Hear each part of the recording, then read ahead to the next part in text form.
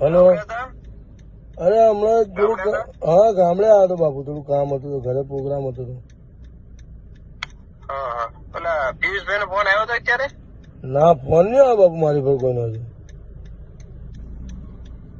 હવે સાહેબ ના પૈસા નું 25 તારીખ કીધી તું ખરા. મારા ફોન ઉપર ફોન આવે છે પિયુષભાઈ ને, મેં હમણાં વાત કરી. ઓહો. હલો. આપડે તો 18 તારીખે જમા કરાવી દેતા હોય. મેં તમને એ દિવસ તો કીધું હતું, હજુ મારે કોઈ વ્યવસ્થિત સેટિંગ થતું નહીં. એમ કરો મહેન્દ્રજી, હા અડધું આજે કરાવી દો, અડધા હું નાખી દઉં તમારા. પણ કેટલા થયા, કેટલું નક્કી કર્યું હતું કહો. 60 ની તો વાત થયેલી છે આપડે વહીવટદાર હારે મારે 2 મહિનેથી જ છે. એમને મને એવું કઈ વાત પાછી કરીને મેં એમને કીધું હતું, મેં કીધું યાર બાપુ તો આજના કીધી આટલું ત્યાં નહીં પૂછાય એવું યાર મને.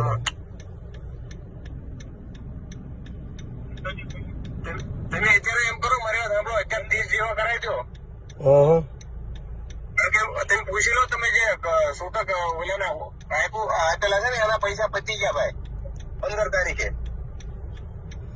ચલો હું વાત કરી લઉં, પતી ગયા. હું વાત કરી લઉં, તમને 10-15 મિનિટ પાછો કોલ કરું. ચલો વાત કરીને કેવો, કારણ કે અત્યારે જમા કરવાનું છે ભાઈ. હું તો રજા ઉપર છું, મારા ફોન ઉપર ફોન નથી આવે. હા તો વાંધો નહીં, ચલો હું કોલ કરું તમને. સાહેબ ને ફોન કરશે, અમરેવાડી પીએ ફોન કરશે. હા તો વાંધો નહીં, હું વાત કરી લઉં. ચલો ને. હા એટલે અડધું પડતું કરાવો, અડધા હું નાખી દઉં છું એમ કરીને કરાવો. 60 તો બાપુ યાર બહુ વધારે નહીં પણ યાર. અરે 60 ના કહેવાય તો પિયુષભાઈ પૂછી લો, 60 હોય નહીં. આ તો 60 કર્યા ભાઈ મારા ભાઈ. એટલે આખું અમરેવાડી પરમિશન લો, દેશી રાવી અમારા એટલા નથી. વાંધો નહીં, ચલો હું વાત કરી લઉં છું પિયુષભાઈ જોડે. આપણે અત્યારે કરવા પડશે ભાઈ ને, હું નહીં કરું તો સાહેબ ને 100% ફોન કરશે. ખોટી વાત નહીં કરતો, જે સિરિયસલી તમને કહું છું. હા મને 5 મિનિટ આપો ખાલી, 5 મિનિટ હું વાત કરી લઉં ખાલી.